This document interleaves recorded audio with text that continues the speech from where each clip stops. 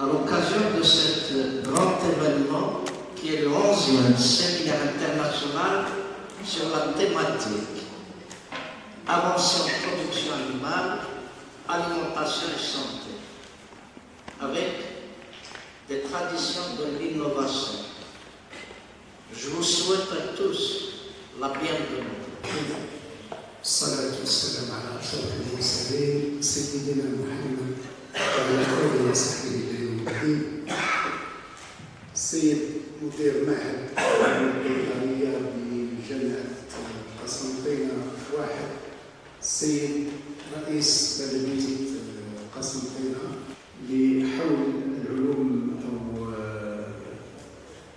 الطب البيطري، هذه الندوة التي تضم مجموعة من الأساتذة والباحثين الذين تقدموا بأوراقهم في هذا الملتقى الذي أتمنى أن تكلل أعمالهم بالنجاح والتوفيق، وأن تكون فرصة لكل المشاركين في هذا الملتقى لتبادل الأفكار وتبادل الخبرات.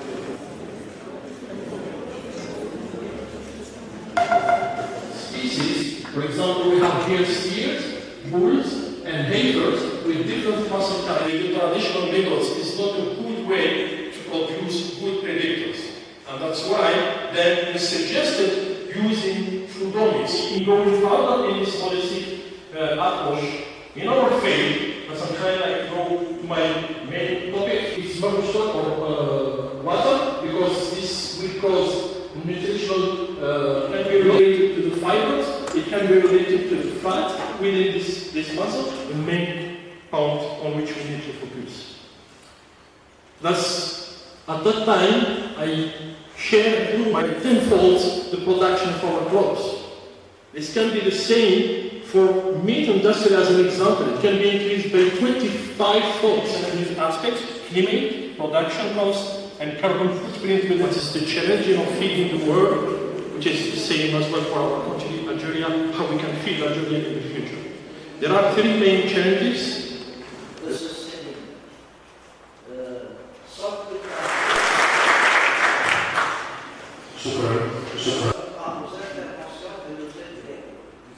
Et une charte, on sortira avec des recommandations. En réfléchissant ensemble à ces enjeux. Leila, je suis la présidente du comité scientifique du 11e séminaire international en médecine vétérinaire. Donc ce séminaire comprend comme thématique Advances in Animal Production, Food and Health, from Tradition to Innovation.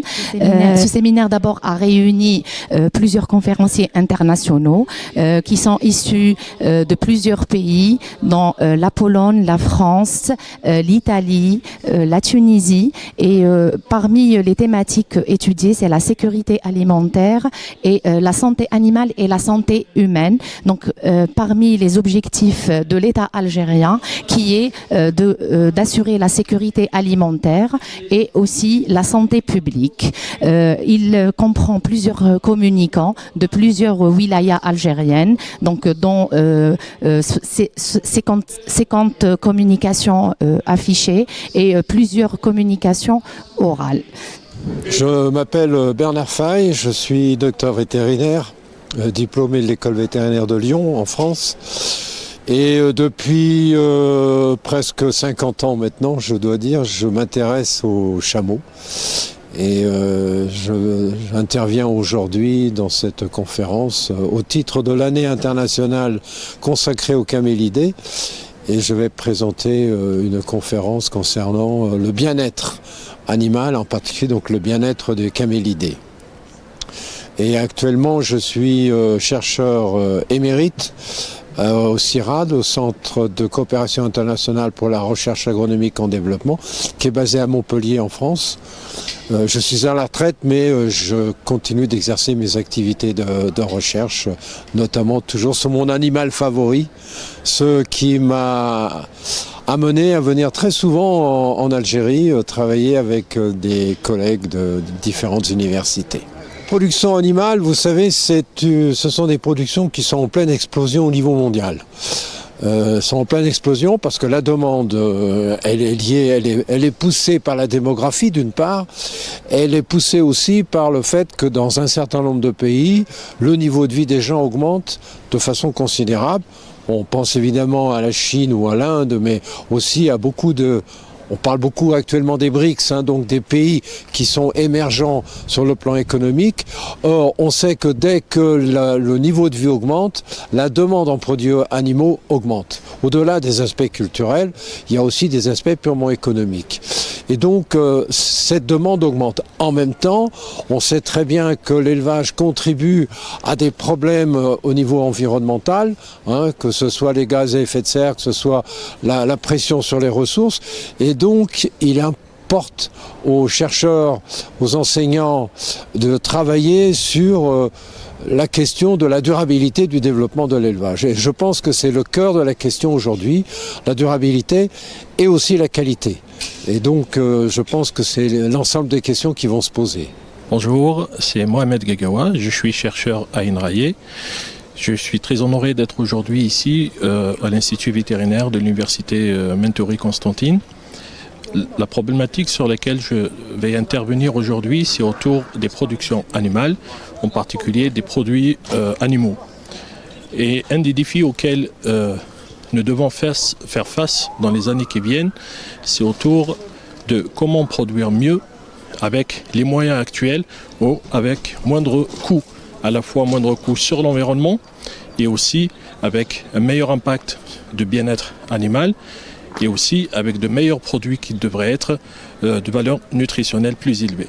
Donc comment combiner ces différentes dimensions qui peuvent être liées aux produits et aux façons de produire? Nous devons mettre en place des approches holistiques, c'est-à-dire intégratives, qui combinent ces différentes dimensions. Une des approches qui pourrait nous permettre d'améliorer à la fois la production et la qualité des produits, c'est de mettre en place des approches de type omique, ou ce qu'on appelle la foodomics, qui vise à comprendre les mécanismes, à mieux caractériser les produits, mais surtout à identifier des biomarqueurs qui peuvent être mobilisés, utilisés pour mieux gérer la qualité. Et dans ma présentation aujourd'hui, j'aborderai donc ces sujets et de démontrer comment, par exemple, des recherches sur la viande de bovine, les biomarqueurs peuvent être utiles, en particulier comment la protéomique a été mobilisée depuis ces 15 dernières années pour améliorer ces aspects. Donc ces sujets visent à mieux comprendre comment la durabilité des systèmes de production peut être considérée d'une façon raisonnée, à la fois pour l'homme, à la fois pour l'animal, à la fois pour l'environnement, dans un environnement changeant face au changement climatique. Morning. I'm Antonella Della Malva from the University of Foggia, Italy. It's a very pleasure to be in Constantine for this seminar, and this conference provides us a good opportunity to discuss about practical strategies needed to the future challenges of the livestock sector.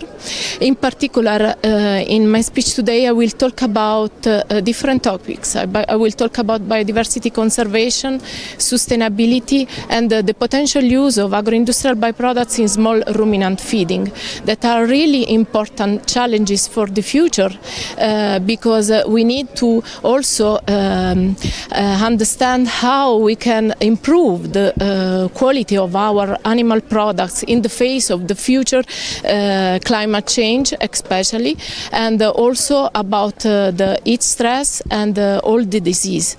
And in my talk, in my speech today, I will talk also about small ruminants and our small ruminant autochthonous breeds that are really high resilient to this climate change. And also my region is in the southern of Italy with a Mediterranean climate, and is really interrelated with also Algeria.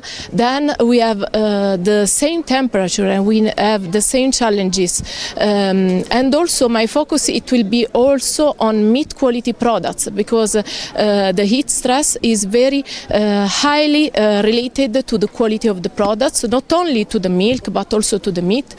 And I will also focus on the potential use of food waste, and in particular of agroindustrial byproducts in small ruminant feeding, to reduce the food feed competition, and also to use the